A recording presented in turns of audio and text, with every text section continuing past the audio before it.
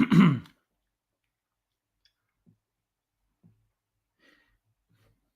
everybody, how's it going?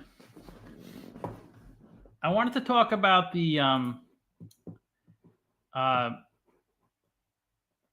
go through this comment because I think it's a good I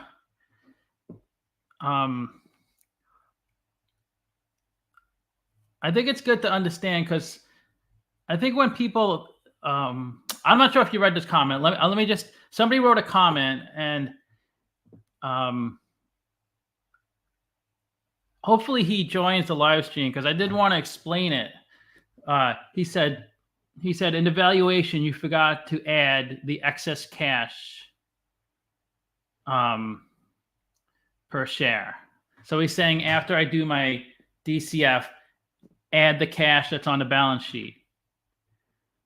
No, I don't invest in uranium. I've never done that before. I had a feeling it's going to be hard to explain. Let me just try to give you the, and I said, no, the cash on the balance sheet is not part of the valuation. The balance sheet has nothing to do with the valuation. The valuation is simply predicting the future cash flows of the company.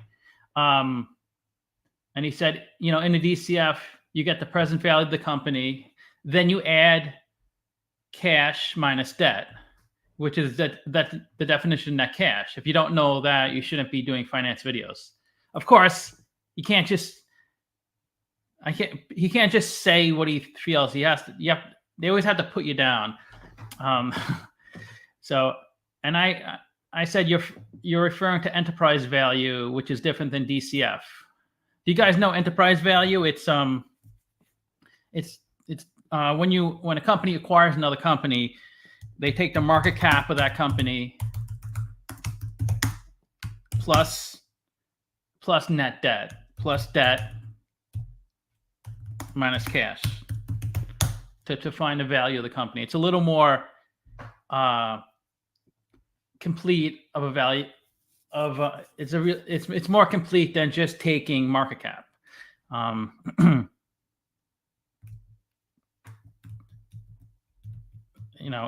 Any formula has its flaws. You could argue both ways about anything. So no formula is perfect. And then he said you are calculating how much is the fair value of the company. Are you telling me two companies with the same free cash flow and same growth, one with a ton of cash, the other with a ton of debt, are both valued the same? Please go back and study the model if you still have doubts. I don't mean to be rude, but you're making a very amateur mistake. So I said, the WACC would be different if one company had a ton of debt. But it doesn't. If you can. Now, I don't think he's like a troll. I just think he's misinformed. And like people have these ideas in their mind of how like they think of something as a fact, like they something they've always believed to be true. And if you say the opposite, even if you provide proof of the opposite of what they think, they can't grasp that not being true, even if they have no. It's and you see that a lot on like a lot of YouTubers do that who are pro Trump or pro like whatever, and they talk to other people about why do you hate Trump, and they never give a good reason. They just said because he's racist, and then they ask, well, give me an example. How is he racist? And then they say, well, he doesn't like Mexicans. And then they say, and then when they really know what he actually said, he never, of course, says anything racist. He says, I don't like people who commit crime. But whatever, that's a different story. And then I gave him a full, explanation on the difference between. I guess if I did a there's the unlevered discounted free cash flow and the levered discounted free cash flow, which is very involved. Like, it's not very straightforward to try to explain this stuff on a. I said, if I said, if I did unlevered DCF, then net debt would be subtracted at the end, but I don't. I do levered DCF. But of course, I knew this is a little dense of a thing to explain. He just said, he goes, I have a master's in finance, therefore I must be right. Which doesn't, what kind of response is that? I'm trying to help him, educate him. And I never say I'm right. I mean, the model is my opinion. I don't really care what your opinion is on a company. Like, you could literally say, my valuation is I take a dartboard and I throw a dart. And if I hit a 20, it's a buy. If I had a, if it's a 1 on a dartboard, it's a strong sell. That's my valuation. I don't really care. You can do whatever you want with your money. But I just can't stand when people have to try to cut you down.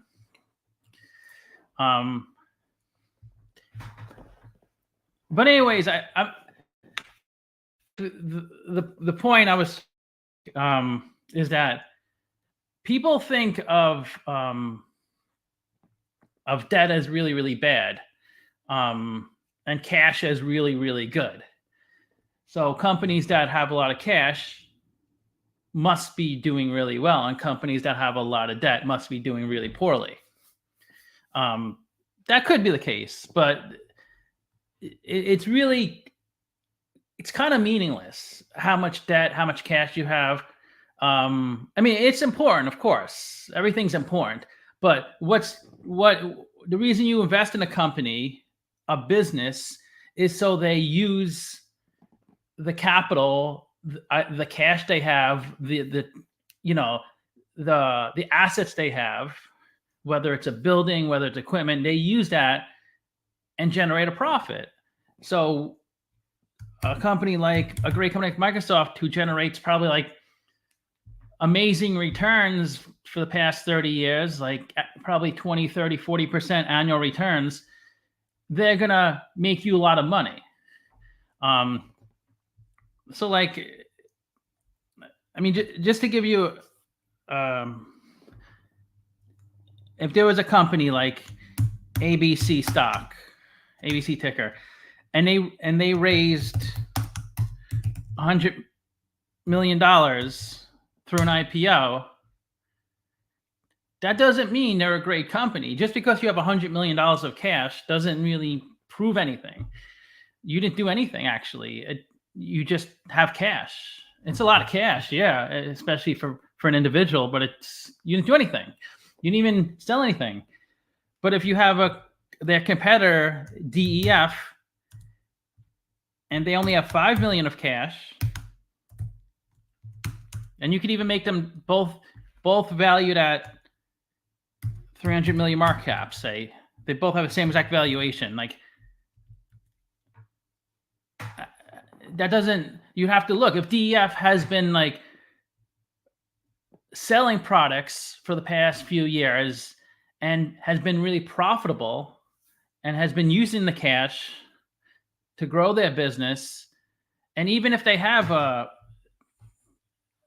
say, 50 million of debt, you still don't understand the whole picture. If DEF has been generating for the 5 years in business a 50% ROE, they're killing it.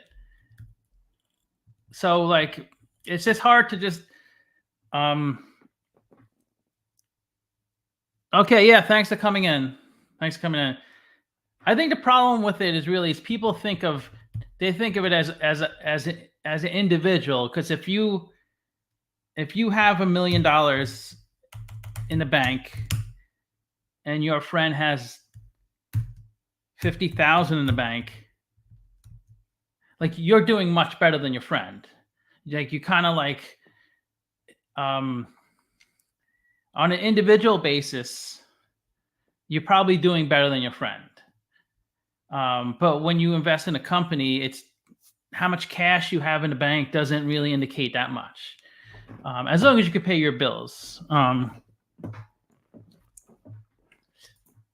But I don't know.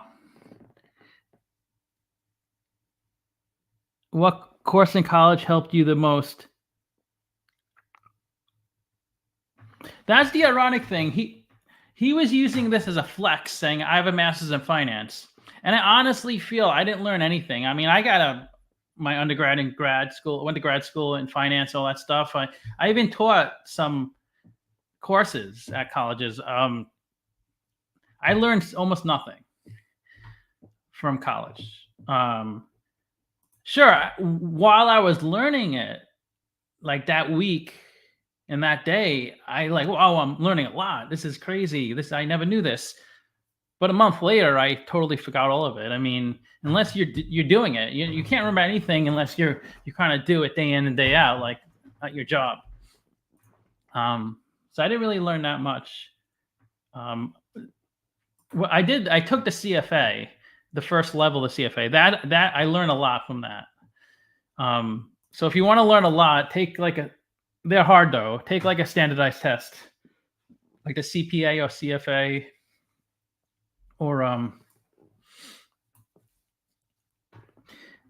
but I learned more from really watching YouTube videos and like going to Investopedia. But you have to kind of like, you have to have a reason. You can't just, what are dividend taxes? Like you can't just look up definitions. You have to kind of like look at a company, look at a balance sheet, and then like maybe if you don't know what a term means, Google it or watch a video about it. But you have to kind of apply it in some real life scenario. I mean, it could be if you have a friend who's interested in this stuff too, you can like talk about it and like say, okay, like explain to them what a dividend is, or explain to them what leverage is, and then vice versa. Like you need to like have some purpose. It's really hard if it's just more of like school is more mechanical and not really, it's more abstract. But it's but any tickers, I'll do a DCF. I guess that's what I usually do when I did anybody mention a ticker?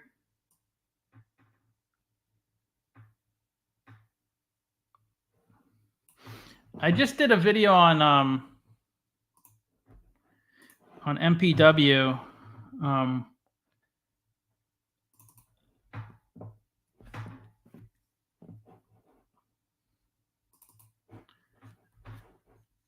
Medical Properties Trust.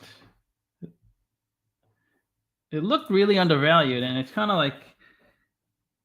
of strange. They're paying I think a 17% dividend too. Medical Properties Trust, MPT. I mean, I was at 933. They're at $5. It's a pretty small company, 3.1 billion market cap.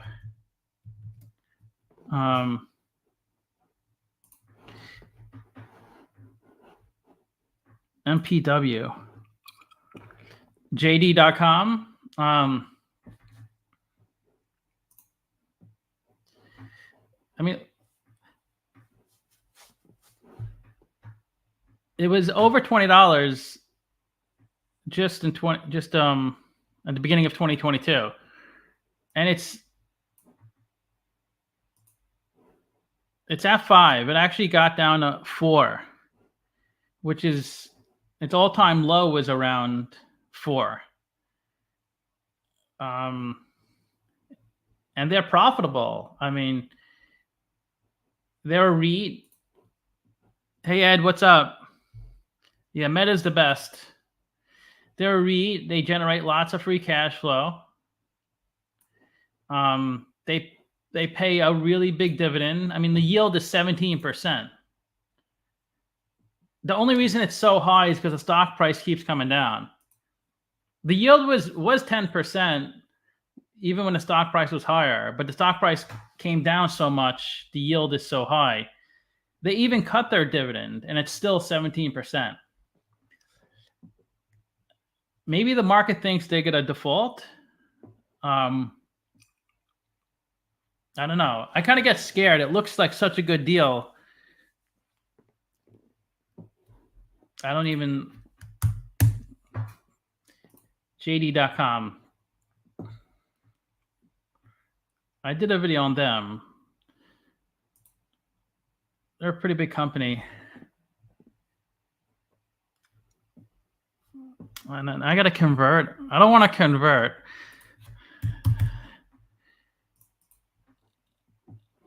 AirCap.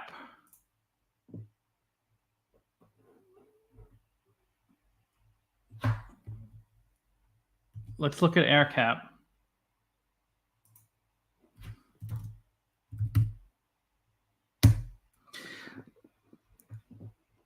Lumen, that's just, that's been getting killed. I don't know. I wouldn't touch it personally, but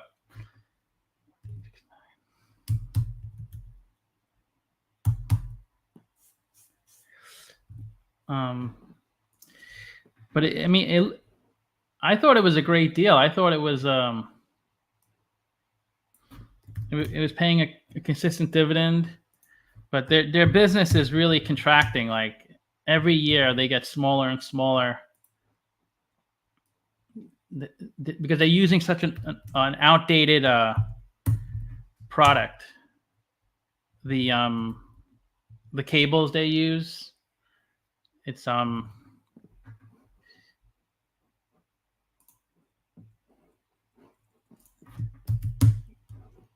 so it's just hard to justify. Maybe they'll get acquired.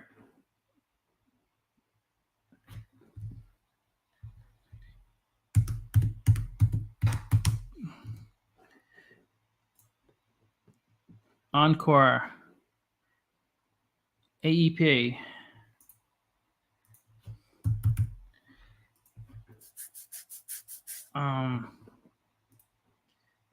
Yeah, how about Meta? That's I still kill myself. I should have bought more when it was under 100.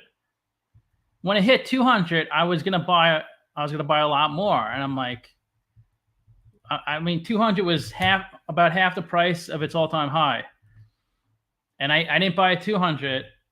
I got a little scared. Then it went down to 150, and I'm like, oh my god, 150! I gotta buy, and I didn't buy. Then I went to 100. I still didn't buy, because I had so much invested in them already.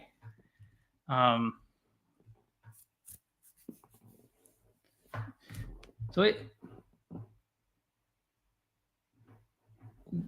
they're trading a little bit above, a little bit below what I got. I mean, a little bit above. My calculation is 59. They're at 69. But a lot of it is this: they had negative free cash flow this most recent round. Let's just say,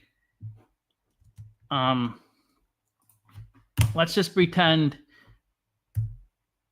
they just had half of what they had last year.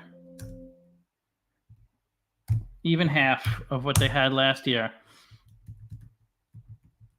It would be at 71. So they'd be at, so we'd have to look at that. Why do they have negative free cash flow? They just might be investing in something. I can't buy NVIDIA. Just same reason I don't want to buy Tesla. It's just so overvalued and inflated. And if something's overvalued, doesn't mean it can't go up, because remember when NVIDIA was 500 billion, it was like, oh my God, it's so overvalued. Then it went to $1 trillion. It's still overvalued. Now it's like 1.3 trillion. You could still make a nice return on a really overvalued stock. It's just like, do you want to get caught in the crossfires and lose 70%? Like, you just don't know when it's gonna. Yeah, Urbad, is that the NVIDIA? Triple QY, is that the NVIDIA? Are you a Munger type investor? Do you strictly buy on current and future cash flow? JB Well, thank you for the donation. I really appreciate it. Yeah, I mean, I'm pretty much that type of investor. I don't really invest in, maybe like 1% of my portfolio is in risky stuff. I do have Accelera, which is a risky investment, and petmed.com. But like 98% of my stuff is in pretty safe, secure investments. What I think is secure. Like my retirement, I just looked at it. Let me bring it up on the screen.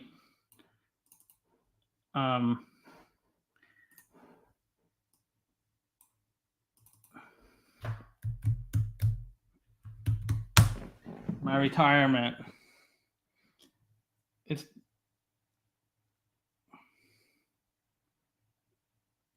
It's doing really well. I'm happy with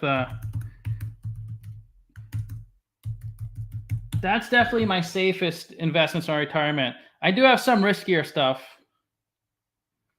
in my like brokerage account.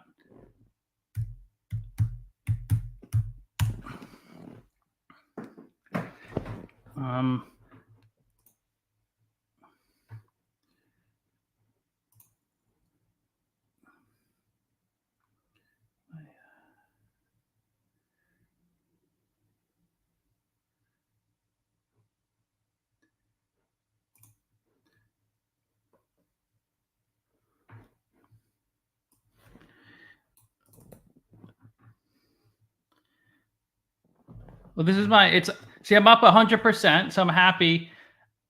I bought all this stuff in 2017.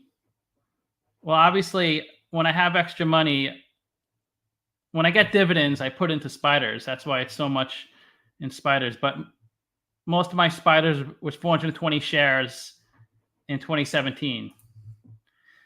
I bought Meta in 2017. I bought a little more in 2021. And PDP. So it's it's only 4 investments. BRK, 1 share of BRK up 107%. Meta, I'm up 114%. Spiders, 78%. And then PDP, 42%. This is my retirement, but I have my brokerage account where I keep my money that if I ever need money for something. I usually don't pull from my brokerage account, but if I ever need money, I could pull from there. And as well, I do a little more riskier stuff. It's just an ETF, PDP. I'll show you.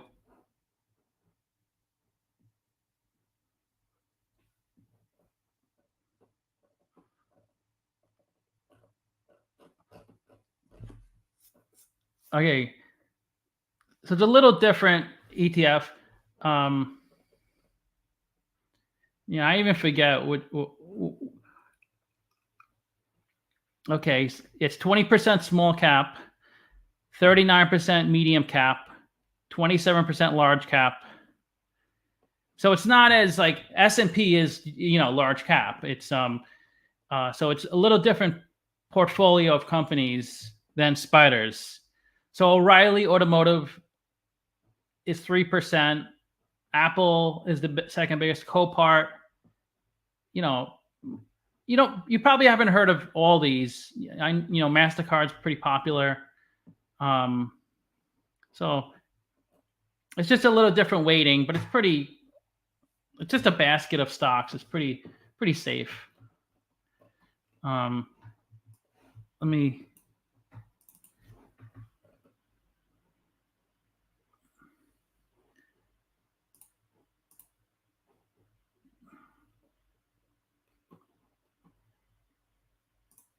I had a Roth IRA from like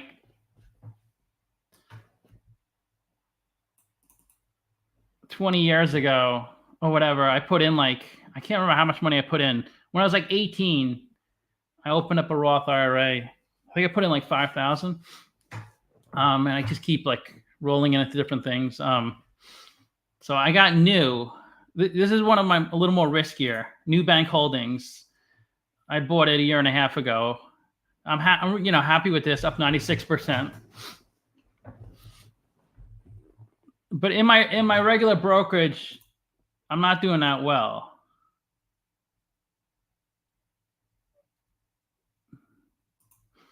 I'm probably flat. I'm up 0.5%.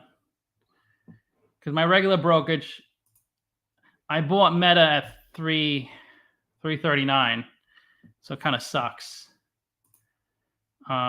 Disney, I'm up 8%. I picked up Disney when it fell to 85.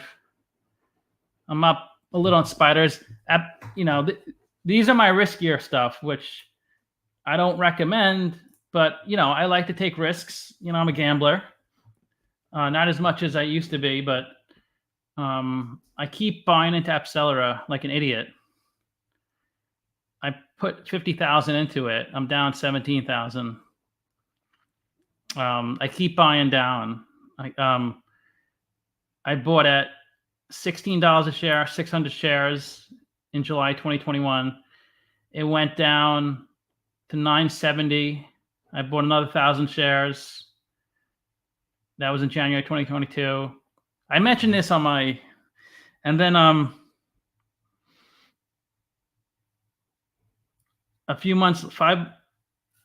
year and a half later, it went to 640. I bought 3,000 shares. And just recently, 2 weeks ago, it went to 469. I'm actually up on that. So, I like to gamble a little. I mean, I don't know if it's going to turn into anything, but it's, we all have a dream to hit it big and get like a $5 million score. Like, could you imagine if this is not going to be a Tesla, but could you imagine if I was so bullish on Tesla or Amazon or Nvidia, I'd be set. I'd have like $30 million if I did the same thing when they were, but anyways, yeah, a lot of insider, right? Accelera. I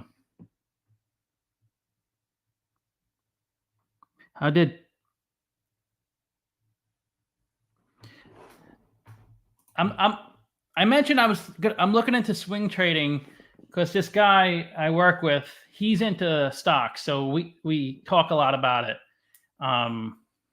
It's just I work actually at a property management company, just like for a couple hours a day during a week, just like a side job. I just need to do things. So it's just me and him in the accounting department. So we talk about different ideas. We haven't really executed on one, but I'm thinking about doing options. I used to do a lot of options in my early 30s. Not really anymore. NMIH. What the hell is that? NMIH. Oh, insurance? Yeah. Emeryville. They spelled Emeryville wrong.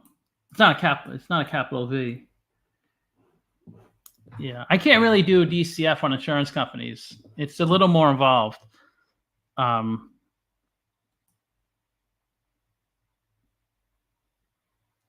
I wish I got MA a couple months ago.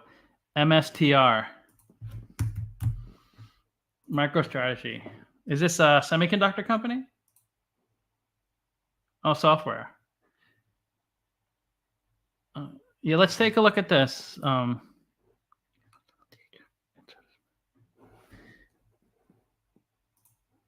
528, 8.3.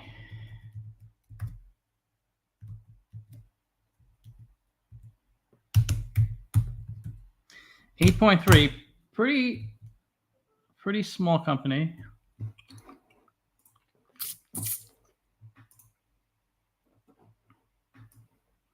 Yeah, that free cash flow looks pretty bad. It's hard to value a company with negative free cash flow. But that's how you make it big. You have to find the companies that are losing money. You have to invest in them before they make a lot of money. But it's hard to do. it's hard, there's like 1,000 companies, probably 10,000 companies losing a lot of money, and like 5 of those will be massive companies one day. Probably 100 of those will be okay companies, but you want to find those massive winners. It's I don't know how to do it. And you have to sit on the investment for about 10 to 20 years. You can't just wait 6 months or a year. So like if you invest in Amazon, you could have, in 10 years, you could have like 5x.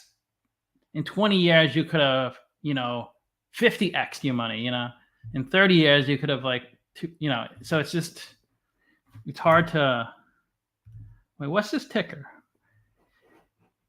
Konstantin, what's going on? Everybody, this guy, Konstantin, he's been on my channel.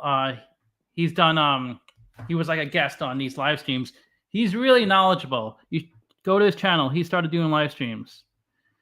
MSTR. But he makes videos like all the time. So you check out his videos. He really knows his stuff. And I'm not just saying that to try to help him. Like, I've had a lot of people on live streams, and I know a lot of YouTubers, and I'm not going to say if anybody's not doing a good job, because most people just have basic knowledge and they don't really understand the big picture, but he does, similar to me, or maybe even better than me. So I'm not saying that I know a ton. I'm an expert, but a lot of people just don't get the big picture, which I think is the hardest part of anything, just understanding.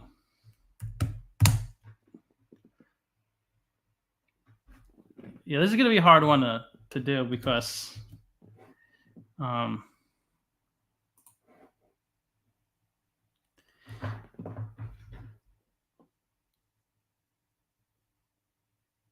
MSTR.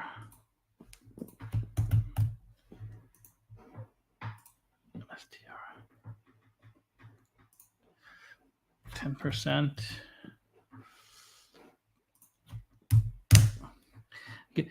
They have negative free cash flow, so obviously you can't get a value. I have to assume they're gonna have positive free cash flow at some point. So I'll just give them a 10% growth factor.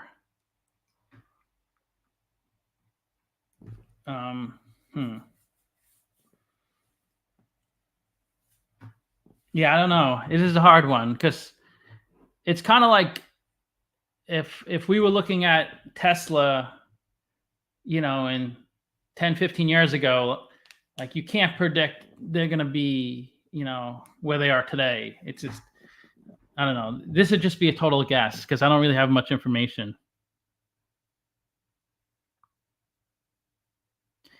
LTHM.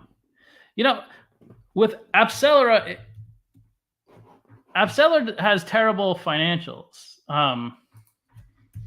So you may be wondering why am I investing in Apcellera? Because then they're actually doing worse. Look, when COVID hit, they were doing really well with their COVID biologics. Am I saying that right? I always use the wrong term for this company.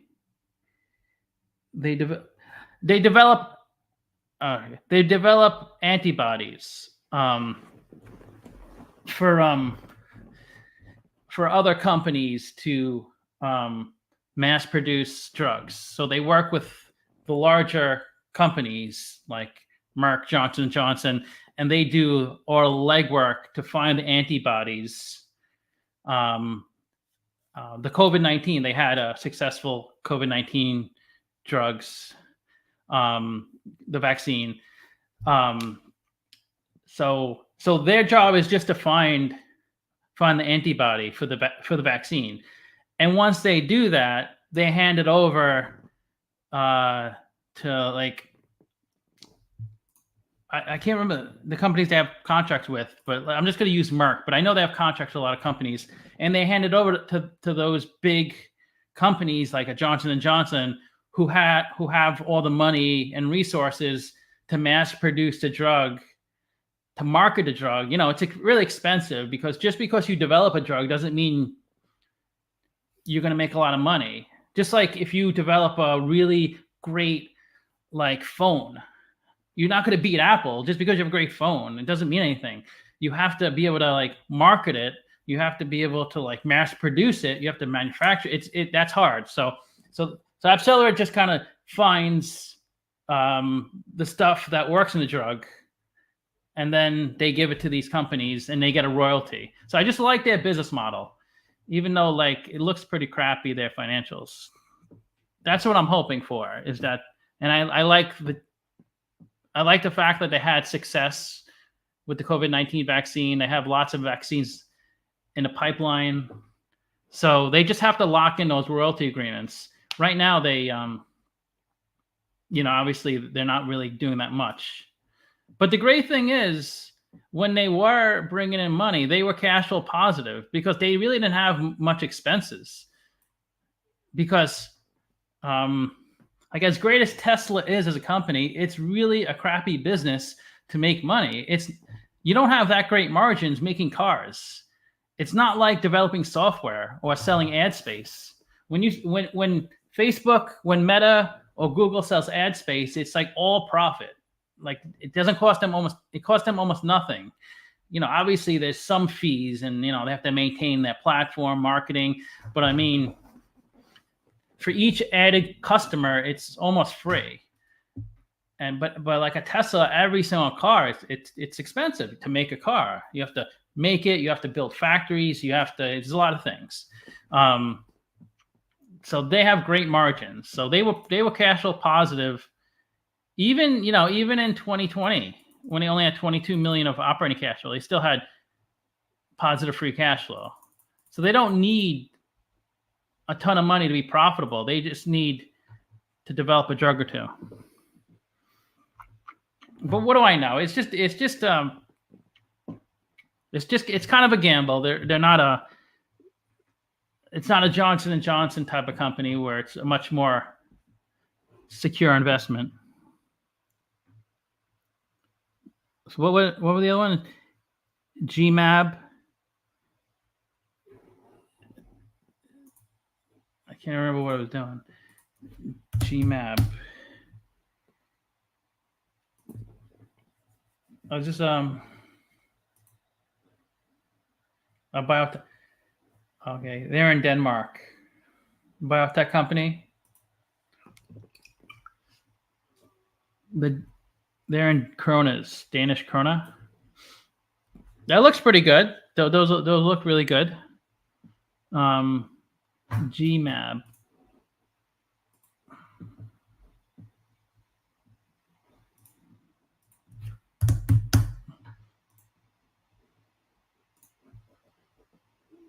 Cost of capital. That's a pretty low WACC. 8.3.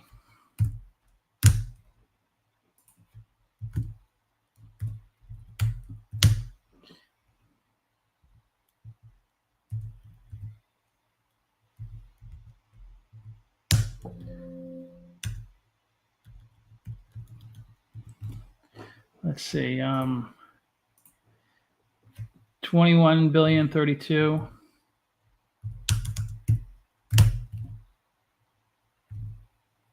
Okay. Let's see there. I have to convert now to US dollars because we're looking to take other trades in the US.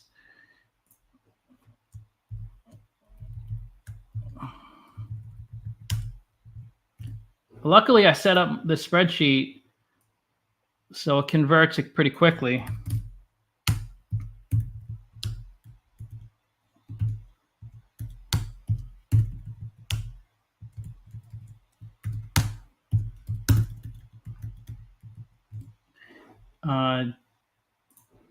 GMAB. Bitcoin. I actually bought Bitcoin only $100 when it was 30. not for an investment, because on this poker website, it's cheaper. Bitcoin's cheaper because if you transfer Bitcoin to the website instead of using your credit card, you don't pay any fees. 16, 19, 23. So what's the exchange rate from USD to kronas?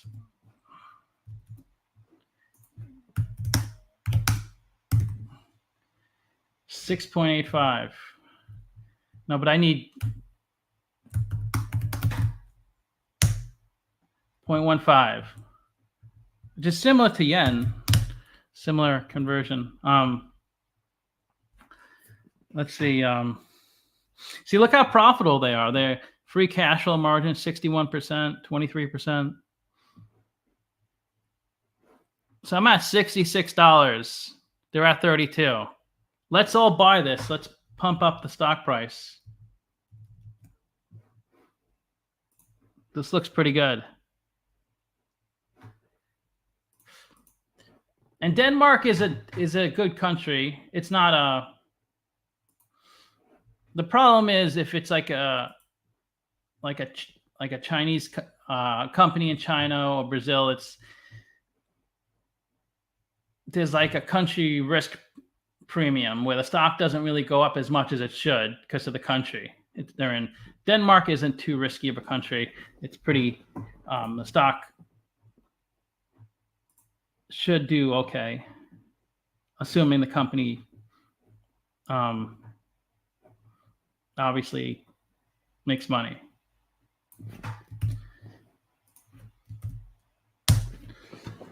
Yeah, this looks pretty good. It's founded over 20 years ago. Copenhagen.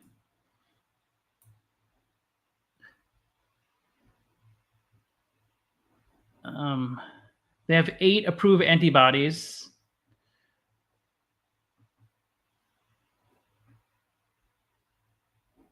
Used in 8 marketed products covering cancer and autoimmune diseases.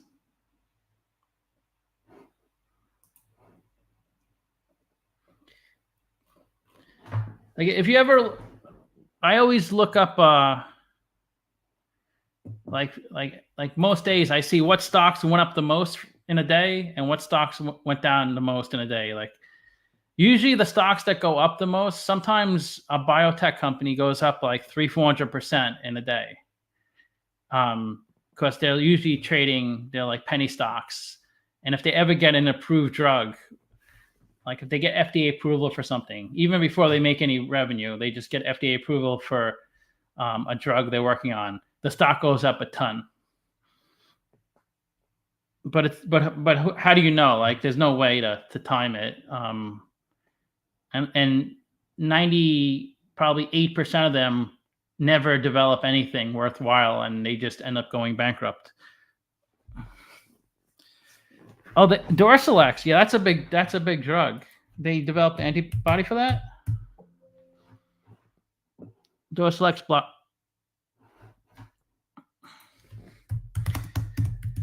Yeah, they just developed the antibodies. Those bigger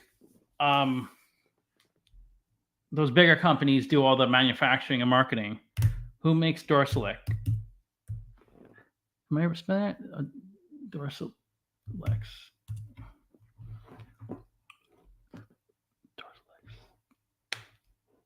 Okay. Janssen. So they probably developed it, and Janssen does kind of all the legwork to. I was spelling it wrong. That's probably why it wasn't. Okay. Dorsilex. Yeah.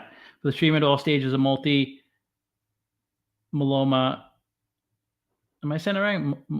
Myeloma as combination therapy and monotherapy, and for the treatment of newly diagnosed amyloid light chain. Yeah, and I've heard of that drug, so that's big.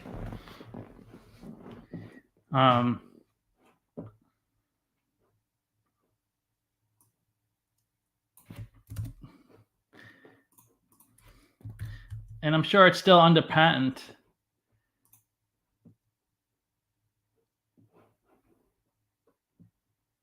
So the right name to us later. And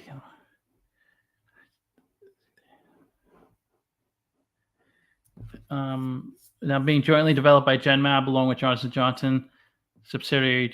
Yeah. So Janssen, which is a subsidiary of Johnson & Johnson. I'm getting killed on Johnson & Johnson. I'm down like 15%. I'm so annoyed with that. I don't know when did they get FDA approval for it? So 2015, they used to approve for treatment. The thing with drugs, once they get FDA approval, then they kind of have a monopoly on a drug. I think it's 20 years, and then after the patent expires, then anybody can sell the drug. Just not under the same name, but they can use the same ingredients to sell the drug. Those are generic drugs. What do you guys think of GM's $10 billion buyback?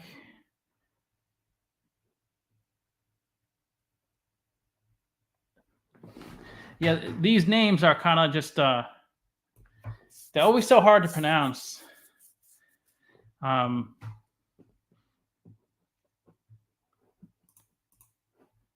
They always have to kind of dumb it down when they sell it so we can pronounce it.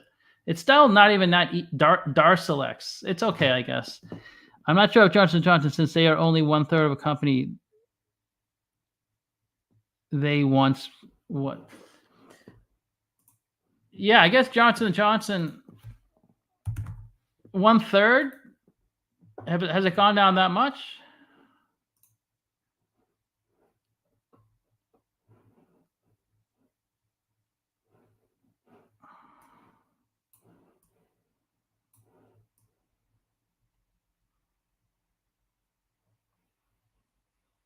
I don't know what you mean by 1/3 of a company.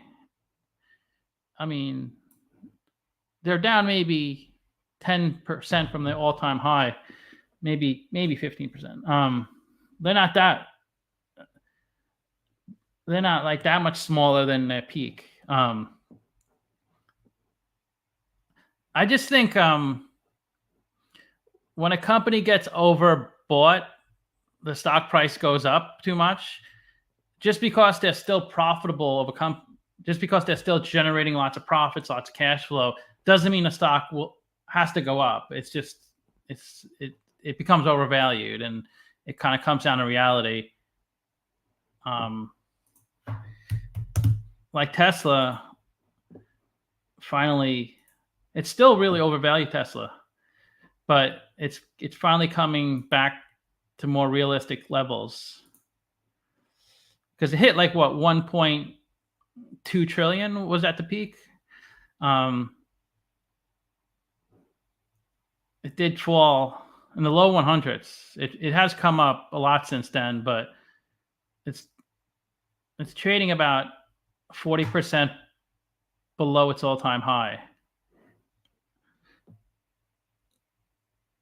Hey, Cyan, what's up?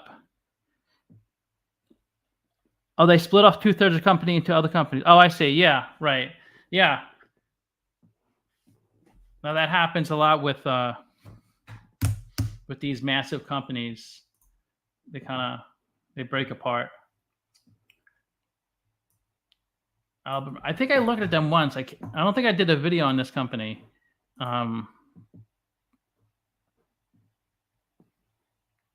Specialty chemicals.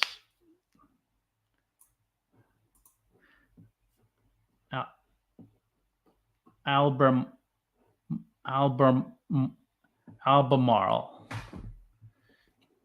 Look at that revenue growth, 3 billion to 9 billion. Look at that. They went from negative, 600 million of free cash flow, and now they're up to almost $1 billion. Really good growth past few years.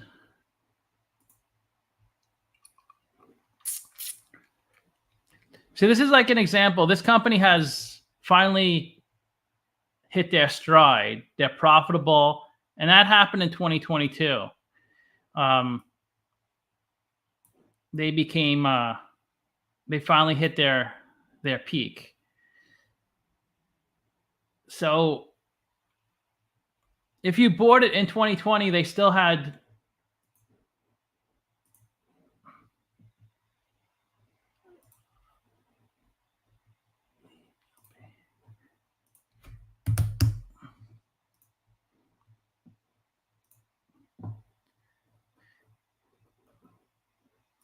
like in 2021, they still had negative free cash flow. Actually, that was their worst, negative 600 million.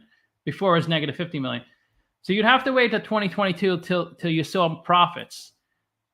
But by the time they hit, if you waited to 2022, it was already so high. So there's no way you would buy it unless you were willing to just pay whatever, thinking it's going to continue going up, which it never does. You'd have to buy it when when it's losing money, and sit on it. I mean, if you got lucky and bought it in 2019, you only had to wait 2 years. But there's a decent chance you might have bought it, say, up here in 2017, and then you're down 45% after 2 years. But if you had the stomach to wait, and you could have 3x your money. You're saying lithium prices?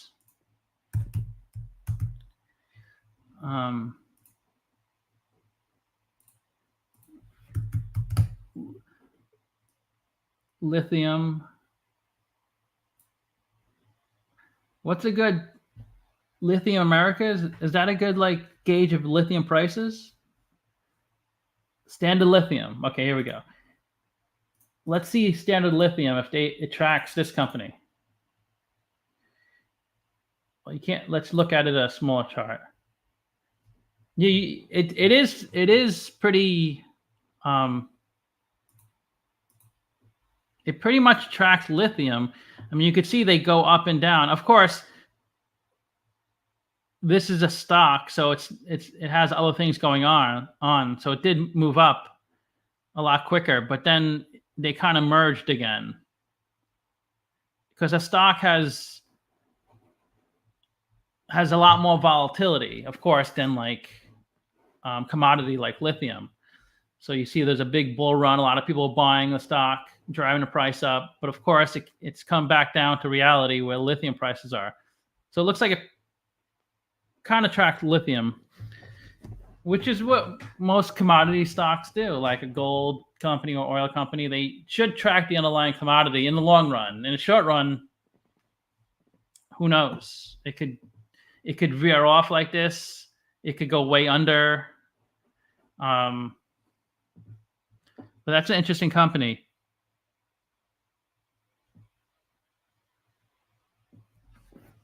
What was I going to say? I was trying to something.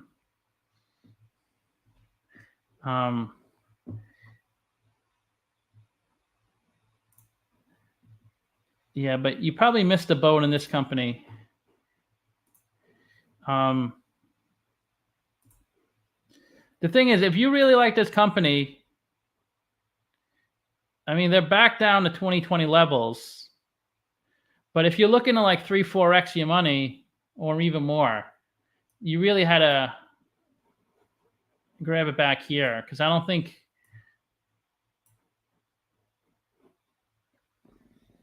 it's going to really ever go back. It might get back up here or a little past it. It's just hard with these commodity.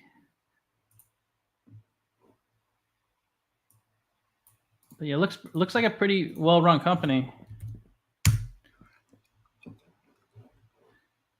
Albemarle.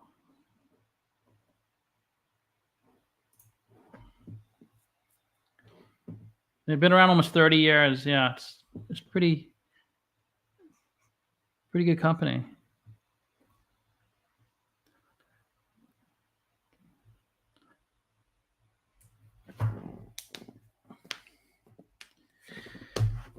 But actually, I have a call at 3 p.m. I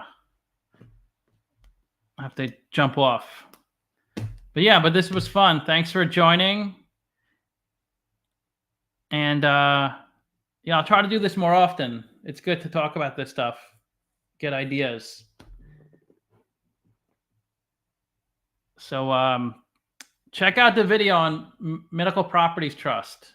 It looks like that could actually 10x. It's down to $5 a share. Okay, thanks for watching. Talk to you later.